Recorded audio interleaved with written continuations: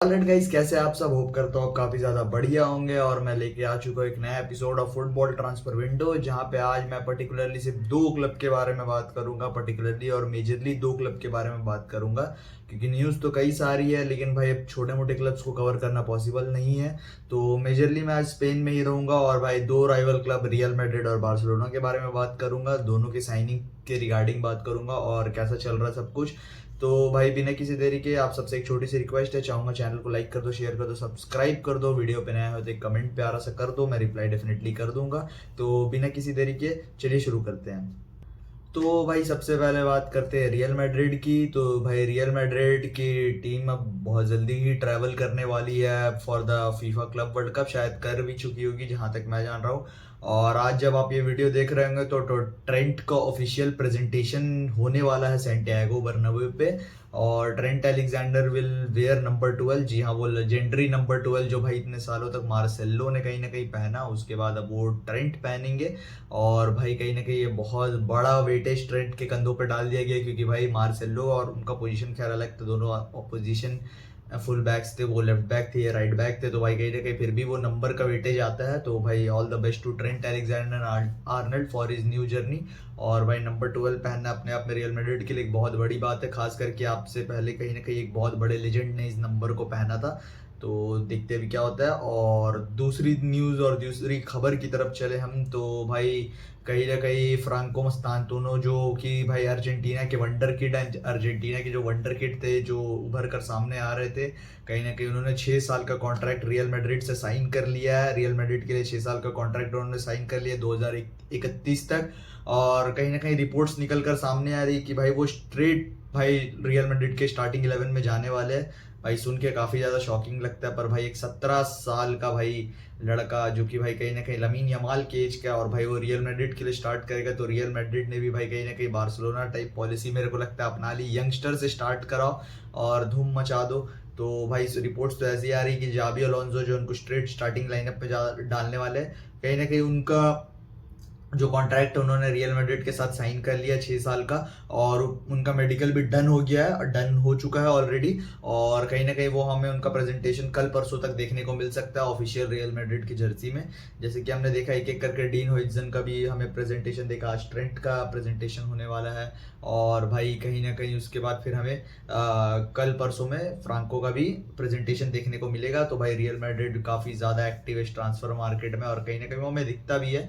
भाई उसका रीज़न साफ है, जिस तरीके का उनका सीज़न गया। और यही मेरे को पर्टिकुलरली रियल मैड्रिड की चीज़ खास लगती है कि भाई वो वेट नहीं करते हैं कि नहीं एक सीज़न और मौका देते। तो नहीं भाई, अगर कोई प्रॉब्लम है तुरंत उसे फिक्स किया जाता है। जैसे डिफेंस में प्रॉब्लम था, डीन हुइजन को लाया गया, मॉड्रिच को कहीं ना कहीं वो रियल मैड्रिड छोड़ के गए, अर्जेंटली मिडफील्ड की साइनिंग की गई।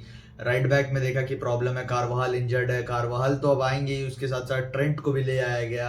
लेफ्ट बैक में देखा प्रॉब्लम है, तो कैरेरस की डील कहीं ना कहीं फाइनल होने वाली है। तो भाई real Madrid will all go in for every title this coming season.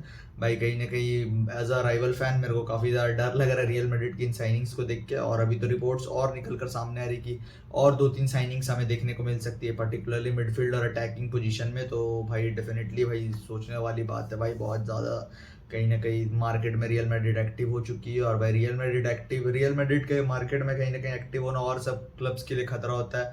जैसे कि फ्रांको की डील में हमने देखा पीएसजी और उनके भी सब कुछ डन हो गया था, बट रियल मैड्रिड आती है, रियल मैड्रिड आपके दरवाजे पर आती है, तो आप उनको मना नहीं कर सकते, चाहे सामने कोई भी क्लब हो।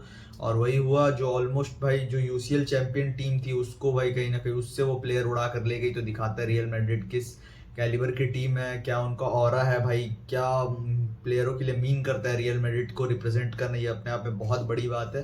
तो भाई कहीं ना कहीं यही तक थी रियल मैड्रिड की न्यूज़। तो भाई हम नेक्स्ट न्यूज़ पे चलते हैं। तो नेक्स्ट न्यूज़ जो है वो है फुटबॉल क्लब बार्सिलोना से। और भाई पर्टिकुलरली कुछ उतनी मतलब बड़ी चीज़ तो नहीं है, लेकिन थोड़ी बहुत जो न्यूज़ आई है वो सब मैं कवर कर लेता हूँ, ठीक है। तो सबसे पहले न्यूज़ बता दूँ, तो इससे पहले वाली वीडियो में आपको मैंने कंफर्म कर दिया था कि भाई जॉन गार्सिया बार्सिलोना के प्लेयर है, वो बार्सिलोना के लिए ही खेलेंगे। और जैसे कि आप सबको न्यूज़ में पता चल गया था कि जॉन गार्सिया बार्सिलोना के लिए खेलेंगे, उनको 5 साल का कॉन्ट्रैक्ट दिया गया है 2025 से लेके 2030 तक। लेकिन भाई कॉन्ट्रैक्ट जबकि 5 साल का नहीं 6 साल का कर दिया गया है, कुछ कारणों के कुछ कारण, फाइनेंशियल कारणों के कारण।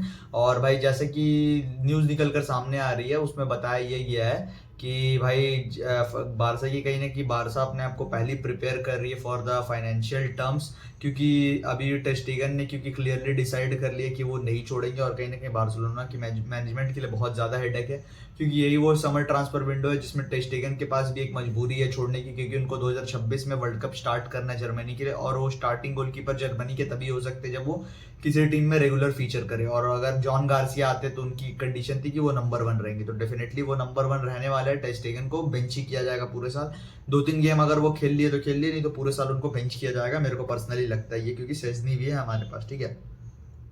अब न्यूज़ निकल कर सामने आ रही है कि बार्सिलोना की बोर्ड कहीं ना कहीं टेस्टेगन को, उनको लग रहा है कि टेस्टेगन नहीं छोड़ के जाएंगे, बहुत ज़्यादा सीन क्रिएट होने वाला है कहीं ना कहीं।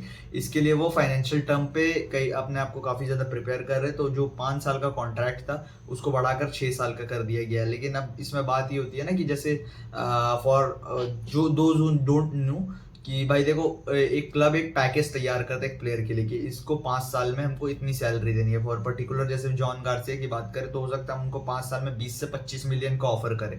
तो 20 से 25 मिलियन का उनका कॉन्ट्रैक्ट जो होता है, जैसे अभी टेस्टिगन का आपने देखा 5 मिलियन की सैलरी है, हो सकता है हर साल बढ़ते जाए ऐसे करके 42 हो जाए। तो वही चीज कहीं ना कहीं हमें फ्रान गार्सिया के केस में देखने को मिल रहा है कि 20 से 25 मिलियन का शायद मेरे को लगता है पैकेज होगा 5 साल का। पहले साल 2.5 मिलियन, उसके बाद बढ़ते जाएगा और परफॉर्मेंस बेस्ड बोनस ऐड होते जाएंगे। तो उसको वो बार्सिलोना ने 6 साल का कर दिया कि 6 साल में हम आपको उतने पैसे देंगे। तो कहीं ना कहीं पहले जॉन गार्सिया भी इस चीज़ के लिए एग्री नहीं थे, इसीलिए शायद इसमें इतनी दिन लग गई। और उसके बाद फिर उनके सैलरी को थोड़ा और हाइप किया होगा, थोड़ा और बढ़ाया गया होगा, इसीलिए जॉन गार्सिया भी एग्री हुए फाइनली। तो अब ये है कि 6 साल का कॉन्ट्रैक्ट हमने जॉन गार्सिया को दे दिया 2031 तक। कहीं ना कहीं मैं काफ़ी ज़्यादा सेटिस्फाइड हूँ, क्योंकि भाई गोलकीपर देखो, गोलकीपर जितने ज़्यादा गोलकीपर का एज बढ़ते जाता है उतना ज़्यादा गोलकीपर सब मेच्योर होते जाते हैं और उनका प्राइम आने लगता है। ज़्यादा एज में गोलकीपरों का प्राइम आता है। तो कहीं ना कहीं जॉन गार्सिया बहुत ज़्यादा यंग एज में हमारे पास आ रहे हैं। तो भाई डेफिनेटली भाई अब वो जब वो जहाँ भी जाए इसके बाद मैं तो होप करूंगा कि बार्सिलोना में रिटायर करे, अगर वो बहुत अच्छा खेलते हैं तो भाई कहीं ना कहीं वो 6 साल तक अब हमारे साथ है। ये मेरा फाइनली कहना है। और दूसरी न्यूज़ की तरफ बढ़े तो बार्सिलोना बोर्ड है डिसाइडेड कि they will listen to the offer regarding Gerard Martin. जी हाँ, लॉर्ड जेरार्ड मार्टिन के लिए भाई वो ऑफर्स को सुनने को तैयार है। कई सारे Premier League clubs highly interested है, मिड टेबल्स और कहीं ना कहीं जो रेलिगेशन बैटल में रहते हैं वो सारे प्रीमियर लीग क्लब्स काफ़ी ज़्यादा इंटरेस्टेड है भाई जेरार्ड मार्टिन के लिए।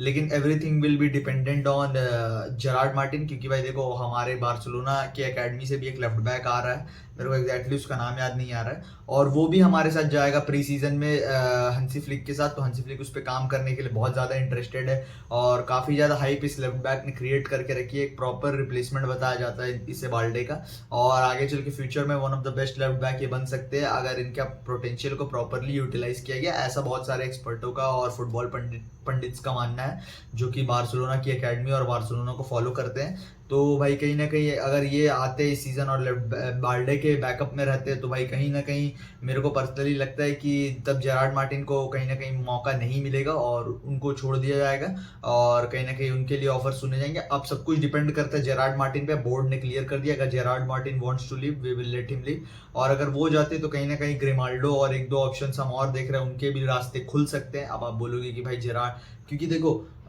पर्सनली बोर्ड का ये मानना है कि अभी अगर किसी हम नए किड को लाते हैं तो उसे 1-2 साल टाइम देना होगा ला लीगा के लेवल पे, कोपा देल रे के लेवल पे, स्पेनिश सुपर कप के लेवल पे और थोड़ा बहुत चैंपियंस लीग के ग्रुप स्टेजेस मैचेस का उसको एक्सपीरियंस देना होगा।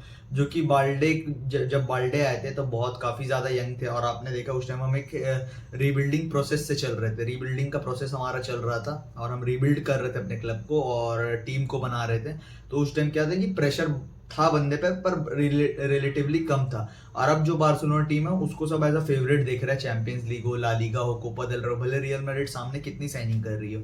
तो इस सिचुएशन में यूटिलाइज करना एक अलग चीज़ है और उस टाइम जिस टाइम बाल्डे आए थे वो एक अलग सिचुएशन था।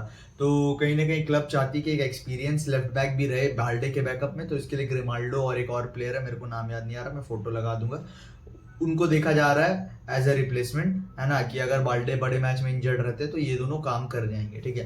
तो ये थी लेफ्ट बैक और जेरार्ड मार्टिन के रिगार्डिंग स्टोरी। एक और न्यूज़ आ रही है विंगर पोजीशन के लिए। तो विंगर पोजीशन के लिए इवान पेरिसिच, जी हाँ इवान पेरिसिच, जिनको हंसी फ्लिक ने 2020 में कोच किया है बायर्न म्यूनिख के अंदर, और ये वही इवान पेरिसिच है जिन्होंने बार्सिलोना के खिलाफ 8-2 वाले में काफ़ी अहम भूमिका निभाई थी। आप सबको याद होंगी इवान पेरिसिच बहुत अच्छे प्लेयर है, क्रोएशिया के प्लेयर है, क्रोएशिया के हाईएस्ट गोल असिस्ट प्रोवाइडर है जहाँ तक मेरे को पता है। अगर जीए कंट्रीब्यूशन देखा जाए तो क्रोएशिया के लिए हाईएस्ट है। 36 इनकी एज है। हंसी फ्लिक ने एग्री करवा लिया शायद बोर्ड को कहीं ना कहीं, और हंसी फ्लिक और इनकी बात हो चुकी है, और हंसी फ्लिक काफ़ी ज़्यादा इंटरेस्टेड है इनको टीम में वापस लाने के लिए, क्योंकि हंसी फ्लिक को नहीं लग रहा है कि बार्सिलोना एक पोल पोजीशन में एक अच्छे खासे लेफ्ट विंगर को लाने के लिए। तो हंसी फ्लिक डेफिनेटली 1 साल के लिए इस प्लेयर को लाना चाहते हैं ताकि 1 साल बार्सिलोना के अंडर वो काम निकाल सके।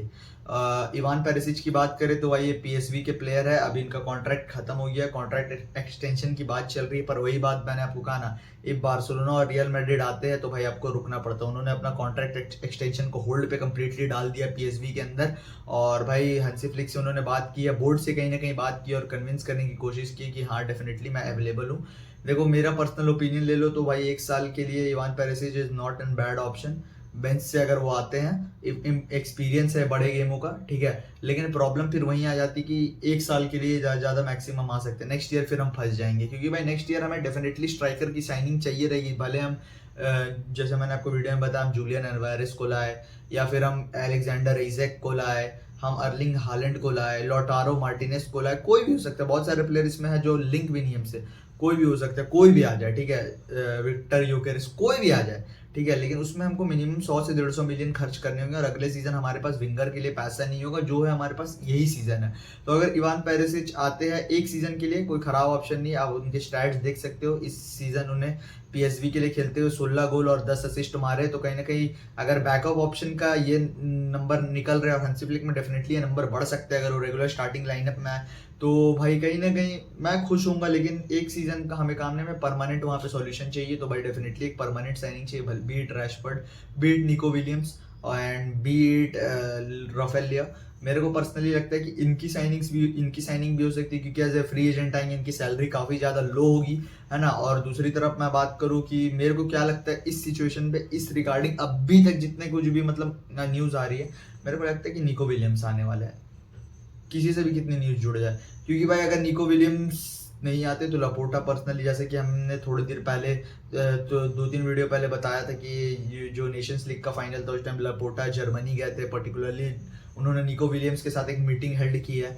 तो मेरे को पर्सनली उसका इशारा यही देता है कि वो चाहते हैं कि निको विलियम्स पहला कुछ स्टेप्स ले, ताकि उसके बाद बार्सिलोना डेफिनेटली कुछ ना कुछ करे और प्राइस को कम करे, निको विलियम्स की सैलरी को कम करे और निको विलियम्स को ले। अगर ये दोनों आ जाते तो भाई बार्सिलोना के बल्ले बल्ले हो जाएंगे, क्योंकि भाई इवान पेरिसिच डेफिनेटली बहुत ही ज़्यादा कम वेजेस पे आएंगे, 3 मिलियन या 3.5 मिलियन तक आएंगे, मेरे को जितना लगता है इनकी वेजेस रहेगी, फ्री आएंगे, और साइनिंग बोनस भी कुछ खास हमें उनको देना नहीं पड़ेगा।